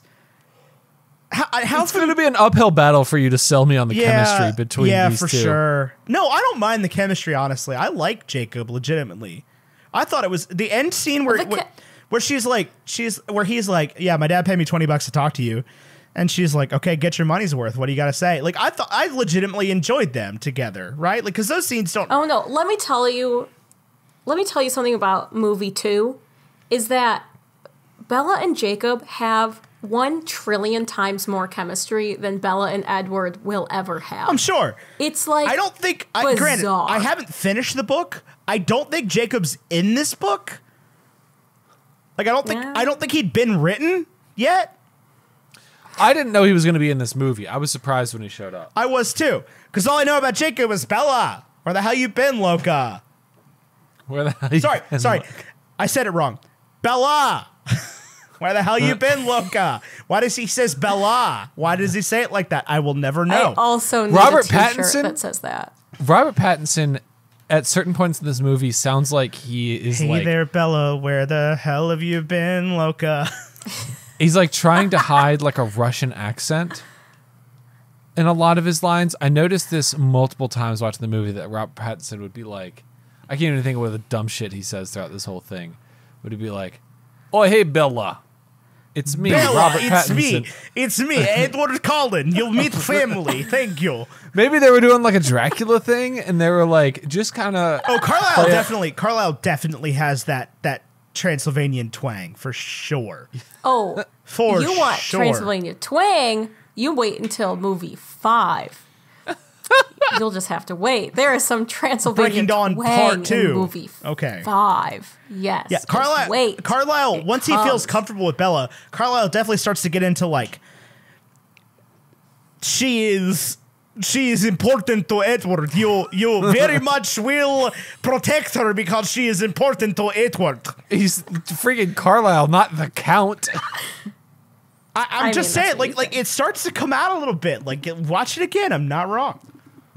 Now watch me count how many humans are with us. Watch me count how many humans are with us.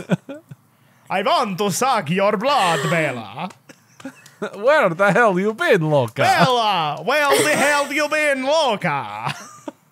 Which, like, why does he call her Loca? I thought until he shows up with Billy Black, the reservation chief, I was like, oh, so Jacob is Hispanic because Taylor Lautner is Hispanic. Nope. I don't know why they did that. He says, It's Bella, so where the bad. hell you been? Where the hell have you been, Loca? There's literally no reason for it. Yeah. Like it comes out of nowhere. So unnecessary. But so good. So there's 3 pages that go by between when Charlie describes the truck and when she receives the truck. And I was so prepared for her to hate the truck because Charlie's like, yeah, so Billy Black bought it in 1984. And she's like, okay, and was it new in 84? And he was like, no, I think it was new in the 50s. And and then she's like, and it's this like, you know, faded red, bulbous, like cab. And I was like, okay, so it's like an old like Ford stepside. Like, this is a cool truck. And I was very much prepared for her to be like, and I hated it. And she was like, surprisingly, I loved it so much. And it was the best thing my dad's ever done for me. And I love my dad so much. He's such a cool dad. And then he puts snow chains on it and she like cries. And I'm sitting here at a coffee shop reading this book, just like, I wish my dad could put snow chains on my car. I miss him. Why did she cry? No, I cried. But she's No, you said you cried? Oh no! She also cried, and I was like, oh, because Charlie put snow chains. Okay. Because here's the thing: the movie doesn't tell you. Renee is a fucking psychopath. I thought we liked Renee. Book Bella hates Renee. Okay, interesting. I don't know how it plays out in the movies, Interesting. but I'm pretty sure that Renee ends up in like a psych ward or dies, maybe in a psych ward. Like Renee in the book, Renee in the book is crazy. Renee in the book is crazy and like not a stable parent. That's the, Okay, so in the movies, that is not the way. So the whole plot of the first like 150 pages of this book is you getting drip fed information about why Bella left for Forks. They explain it in the movie as... It's actually really well written. That's the only good writing in this book is the whole Renee situation.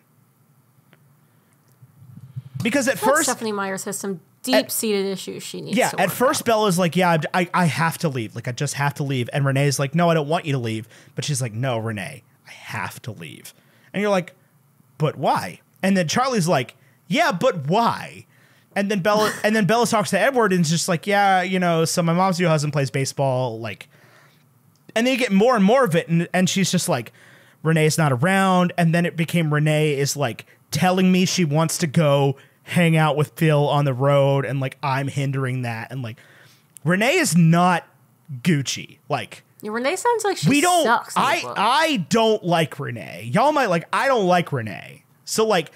Whenever there's just like so little of Renee in the movies that it's like, okay. So every time Charlie does anything dad-like, Bella is like, I've never been parented before. Like, this is incredible. Yikes. Because when Charlie goes at, because instead of putting new tires in the car, he sees that it's going to snow, and he puts snow chains on the car and doesn't tell Bella. And Bella gets to school and sees that Charlie put snow chains on the car and just like breaks down because she's never had a parent before. Jesus Christ. There are legitimate good like Stephanie Meyer falls ass backwards into brilliant moments of writing. Like, well, what it reads to me is like, well, and I didn't read it obviously, but like what it sounds like is she wrote this book and she would put plot elements in to just be like, I have to have something on the page so that I can get to the next part of the story that I want to tell, but this doesn't have to be important. I'll be 100% with you. These books would be interesting without the vampires. Yeah. Yeah. Like, there's a whole book here where girl moves to Washington to escape mom that doesn't love her the way she needs to, and like deals with dad not being around enough, being a cop, and like all this other stuff. There's a world in which these books are interesting without the vampires. And in that world, that book has a Reese's Book Club sticker exactly. On it. It's half the size. It's this big. Right. Instead of this big.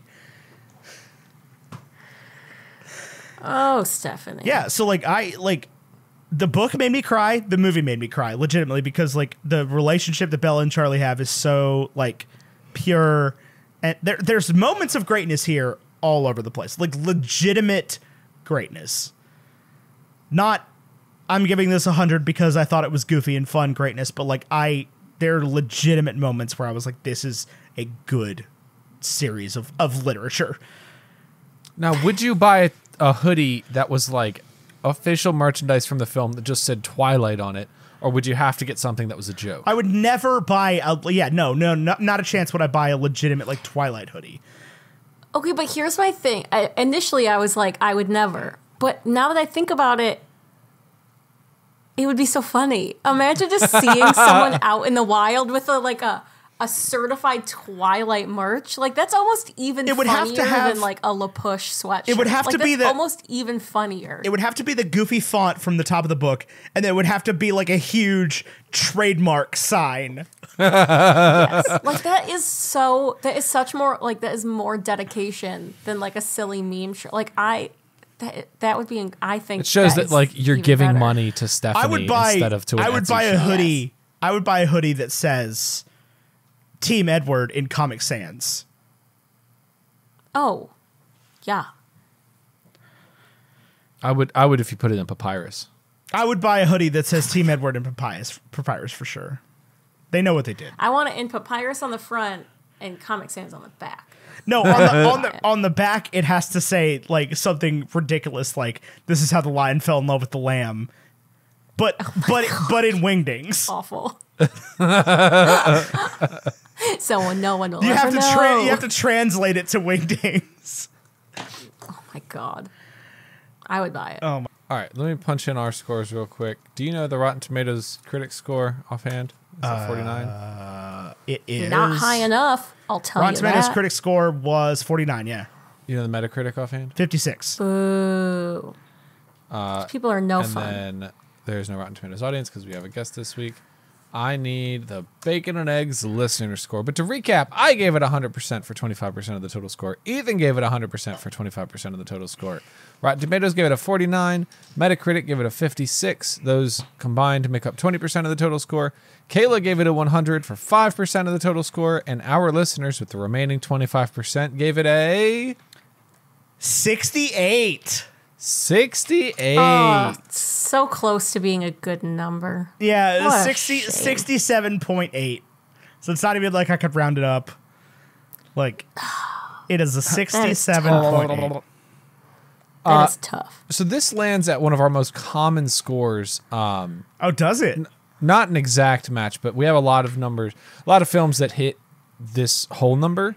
It gets at 82.15. Okay. Which It's higher than I was expecting. It really, really is. I cannot imagine that it will be. I can't imagine it'll be beaten by any of the other Twilight movies. it does. Yeah, I'm not going to do the 100% thing for all of them. It does beat 1917. I will say the first movie, the first movie is the best movie. It's got to be. It simply has to be. Like I can't. I mean, they're all good collectively, but like I have a ranking in my mind of like best to worst. But the first, it's such a classic. but the plot has to be so convoluted going forward that like. Oh, it barely exists, but it's so good. It's so good. So this beats. They're so good. It comes in right below Luca and Stranger Than Fiction and Mank, and it beats 1917, Hearts Beat Loud, and Moneyball. I'm gonna be 100% with you. Out of all of those, I feel like we were a little harsh on Luca. I think I gave Luca 100%. So You definitely didn't. no, I don't even think it was before we. I don't even think you liked Luca then. I Wow. loved Luca. No, it was Soul that I didn't like. No, at the you gate. didn't like Luca the first time. Huh. I guess I'll have to re-listen to our thoughts on that one. I'm pretty sure I rated Luca higher than you on that one. But I think about Luca daily. I think about Soul daily as well, but I think about Silenzio Bruno every day. We've had 47 films in this. I think this is the second to last week of the year, which means Twilight's going to get split up. Oh yeah, if we keep doing them in order. No. And if we keep doing it in order. But we can That means also that- we can also just choose to move the list. Like Yeah. we don't have to stick to the fiscal year, the Bacon and Eggs fiscal year. Oh my God, the fiscal year. Well, so we randomly decided to start the podcast. Okay, well, this is not. Wait, is it the fiscal year? Because we're just ending as someone who unfortunately has a 9 to 5. It's almost the end of Q3, not the end of Q4. Right, but we Well, yeah, started. but we have our own We fiscal started Bacon and Eggs October 5th. Excuse me. You have your own fiscal year. I'm so So sorry. we've broken. I'm so sorry. We've broken the big board up into years. So I see, but years of y'all existing. right. Okay. So yeah. This is understandable. Wow, your own fiscal year. Also, Tyler has a you. 9 to 5, and I. This is not my only job by any means. I was not meaning to insinuate that I'm the only one here with a 9 to 5. No, I'm just. I was Hey, insinuating that Kayla. the only reason I know it's the end of Q3. I'm letting you, but I'm just letting you know ahead of time. Like, if you have to have a 9 to 5, we have to have a 9 to 5. It is very unfortunate. You are more important than us. I don't know that that's true. Well, on the scale of podcasts, you definitely are more important than us. I just don't know. Look at Tyler. He's combing his little beard. It's been a nervous tick lately. It's been like I love it. brushing and combing. My nervous tick beard. is like peeling my skin off. So. Oh, I do that too. You should see the bottom of my feet. Oh, it's terrible. Oh my God, I do the feet too. Yeah. Oh my God. I could Yeah, never make it I've in done that that. world. I've done that. Sometimes you just gotta get it. I'm wearing long sleeves right now because my new tattoo is very itchy. I'm wearing long Oh, I sleeves want because I another just got tattoo this so shirt. bad. This was my 7th.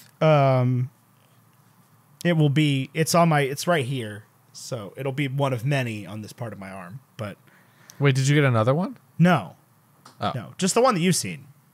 Yeah. But like likely the next time that I go in, I will get like 6 at one Really? time. Yeah. Damn.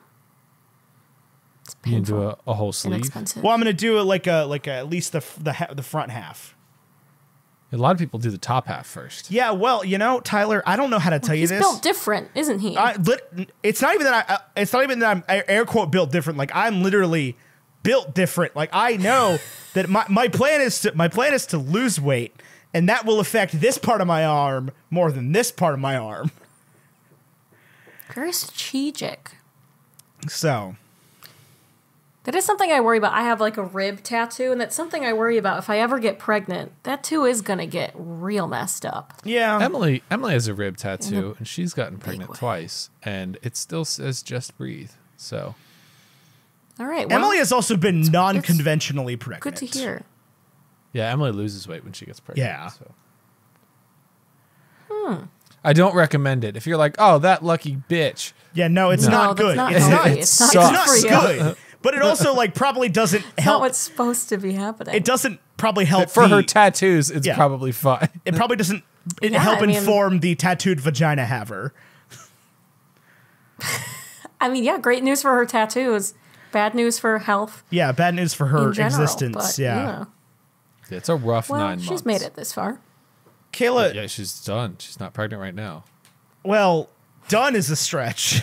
Done is a stretch. I like kids, but So does she. Emily, when she's pregnant, I'm never getting pregnant again. Emily, the minute she has a kid, yeah, I'm ready for another one.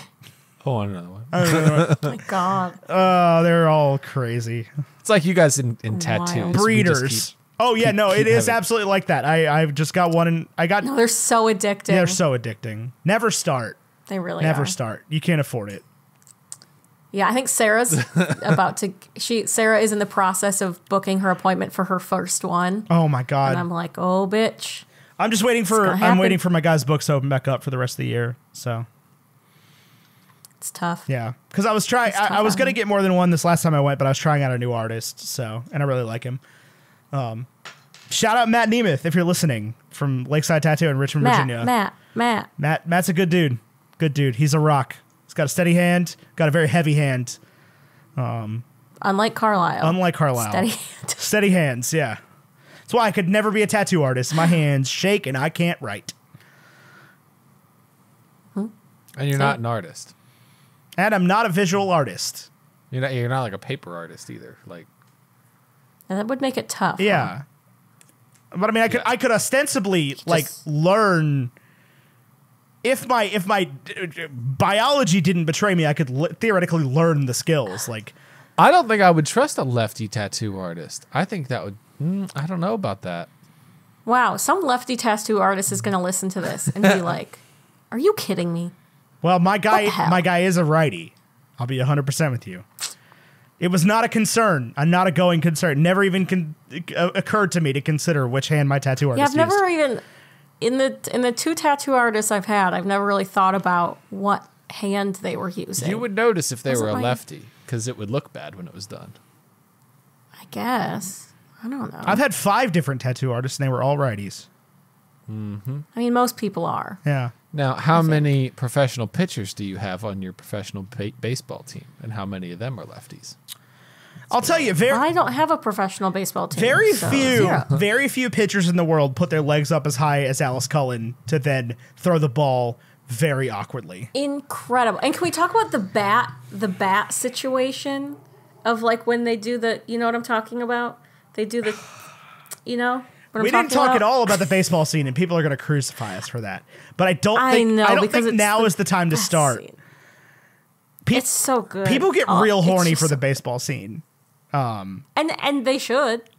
And they should. Yeah. I would say this is in my top 5 sports movies now. Nope, not even close. Not even close. I would say it's my number 1 sports movie. That's not true. I think Miracle is number 1. I think Twilight is number 2. You're not a big two like sports Harry Potter and the Sorcerer's Stone fan. I guess that's yeah, but then you got to have a real sport, and Quidditch is not a real sport. Neither is vampire baseball. I mean, it's at least reminiscent of a real sport. Were you on the Quidditch team in college? Yeah, Because absolutely I not. was. And I it's mean- a real sport. I mean, Ethan. yeah, okay, but not like it is in the Harry Potter movies. Excuse me. You don't fly. I didn't actually play at all because I'm too big of a nerd to even play the nerd sport. So The fact that a human being has to be the snitch tells me that Quidditch isn't a real sport. That's the best part, though. Oh my god, I cannot believe this. I mean, look, there's nothing wrong. There's nothing wrong with Muggle Quidditch, but it's just not the same as in the movies. So funny. It's even better because a whole person is a ball. It's so silly. Look, I'm not saying it's not better. I'm saying it is vaguely reminiscent of sport at best. Whatever. It'd be better if they got rid of the brooms. Yeah, I think that's the real thing. Is like, stop pretending with the broom. It's so funny though. But the best part of the brooms is that when people get super mad that they get a penalty or whatever it's called, they storm off the field and then they throw their brooms across the field. And it's so funny because it's like, man, we're playing Quidditch. Why are you so mad? Yeah, so you're already a loser. For real, though, people in Quidditch your get whole so college dramatic. thinks you're weird. Like, I promise you, your entire college thinks you're weird. When I tell you there is so much drama in like the Muggle Quidditch community. Oh, that surprises me 0%. As there is in any human community because we're trash. But it's like we're literally playing Quidditch. What is happening? Why are you so mad? Kayla, do you have any final thoughts about anything? My final thought is this is the best movie ever, and I love it. There you go. And I can't wait for y'all to watch the rest because they're truly masterpieces, and they are incredible. Maybe it'll be next week. Maybe it'll be in the future. I don't know. I have no idea. I'm done promising anything because if we do promise anything, somebody will ask us about Jungle Cruise. so true. Hey, I can tell you what next week is not going to be. Jungle Cruise. Jungle Cruise. That being said, Jungle Cruise slaps. I'm gonna be honest with you. Not a bad movie. Now here's a little twist. What if I cover Jungle Cruise in my podcast next week? I mean, I don't think it really matches. Can I come guest? I will not be doing that. It's very heterosexual. Oh, I can't imagine it's extremely heterosexual. Isn't there a guy that's maybe gay in it though? I thought that someone was maybe gay. Well, it's about a bunch of Spanish conquistadors, so like it's a non-zero chance. Oh. Like, the brother is somebody that we're not going to assign a sexuality to. Okay. He just gets to live as he is. He is. Well, good for him. Yeah, he is. I think that if Jungle Cruise was made in 2005, he would be incredible gay representation. I understand. But in 2021, he's just a vibe. Okay. Well, honestly, Disney is doing their best. It's a fantastic movie. I'm not gonna lie to you. Like, I could pretend that it's bad, but I enjoyed it tremendously. And see, now that person that was asking for Jungle Cruise did win. Because now what are we doing? We're reviewing Jungle Cruise. We're rating Jungle Cruise. We're reviewing Jungle Cruise. But I'm pretty sure they won. I'm pretty sure I said on multiple episodes of multiple podcasts that I liked Jungle Cruise. Because I definitely talked about it on That's What I'm Talking About, the Lord of the Rings based podcast. As you must. As I must. I think Boromir went on a Jungle Cruise in that one. He definitely did, and it didn't end well for him. In fact, it was already over by the time it started. Y'all, this has been a blasty. Thank you so much for podcasting with me. Thank you, Kayla, for coming on to talk about Twilight. Kayla, where can we find you on the internet? You can find me typically anywhere at Sounds Fake Pod. That is my own podcast. Sounds fake, but okay. If you want to follow my personals, it's at Kayla_KAS. Not as much happening there, but it's a vibe. Yeah. You say it's not much happening there, but you are on this podcast exclusively because of your personal Twitter. And that's fair, because I did do a lot of tweeting about Twilight. Right, like you had a lot of Twilight thoughts. You were on this episode exclusively because Tyler tweeted at you from the brand account and said, Kayla, where the hell have you been, Loca? That's fair. If anything is happening on my personals, it's just Twilight fangirling at this point, because I think, and I said this on Twitter, and I'll say it again. I think they said the world was going to end in 2012 because that is when the Twilight franchise ended. And I don't think anything has been the same since. See, I'm not unconvinced that the world didn't end in 2012. And I think it was because Twilight ended, is all I'm saying. It had already ended, guys. But, like, has anything felt normal? Has anything felt normal since 2012? Since you finished freshman year of college? Probably not, man. That was a year. Right, but, like... What was I doing? But, like, things were normal before 2012. Yeah, because you were going to high school and stuff. Cool, normal people stuff. I don't know. Anyway, Bacon and Eggs is a production of the WB&E Podcast Network. For this podcast and more podcasts like it, go to WBNE.org or anywhere podcasts are given away or sold or found. You can search any of our great podcasts like this one or like... Unsobered. Why did I forget the names of all the podcasts we have on the network? Yeah, Unsobered. like Unsobered, where host Julia Kendall, who's famous from TikTok for talking about how Twilight is a possibly horrible representation of the Mormon community. There's a preview for Unsobered right here. Hi, I'm Julia, the host of Unsobered, Badass Women of History and Literature, the podcast where I talk about the women that the history books, history classes, and the general public often overlook, or who just get a brief mention, but we never really know the whole story of their impact on the world we live in. On Unsobered, I share the stories and histories of these badass, amazing, and strong women. And while I tell you the history we don't get from traditional history classes, I get more and more drunk over the course of the episode. So join me to learn more about your favorite women, or to find a new favorite woman that you didn't even know contributed to one of your favorite things, with new episodes every other Friday. And also, listen to Kayla's podcast, Sounds Fake But Okay. I'm not even going to tell you what it's about because you should just go listen to it because it's fantastic. And earlier, Kayla said that there were fewer people than she thought, or more people need to listen to the podcast. I can't talk. I'm out of words. I've run out of words. At some point during the podcast recording, we reach the point where Ethan runs out of words, and this is the time.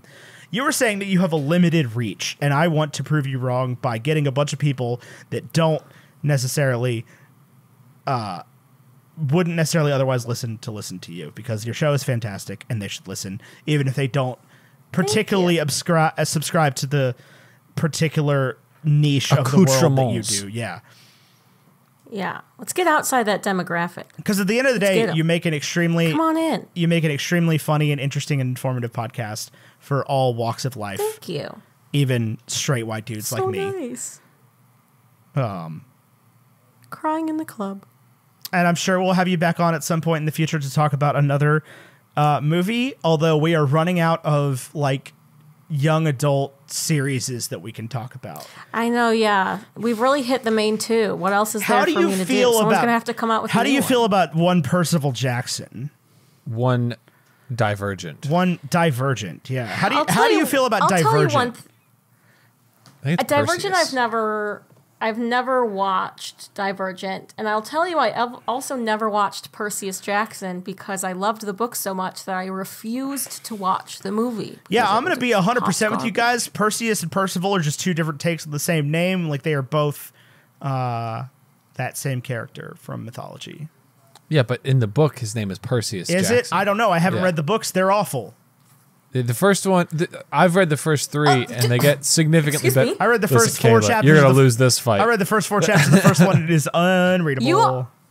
You are so lucky Sarah isn't here. She would. Oh, I know. I remember. We'll have Sarah on to talk about Perseus Jackson. I don't think she likes the movie, though. Well, maybe we'll just do a book. There's that Disney series coming out. Yeah, That's true. Maybe that'll be good. I don't know. Come talk about Divergent with us. I've been looking for an excuse. I don't care if you like Divergent or not. I love it. We'll get you and Christina Kahn. Christina Kahn loves the Divergent movies. I haven't watched it, so haven't seen it. Also, I'm lying. Christina Kahn doesn't like them. Listen to Christina Kahn's podcast, The Restricted Section, which I'm coming on at some point to talk about this movie. Twilight? No, sorry, not this movie. That book. Goblet of Fire, the one Tyler hates. I'm out. I told you I'm out of words. Stop thanking me at face value. Anyway, He's done This it. is He's this over. has been Bacon and Eggs. On behalf of Tyler and Caleb, my name is Ethan Edgehill. Until next time, arrivederci. And so the lion fell in love with the lamb.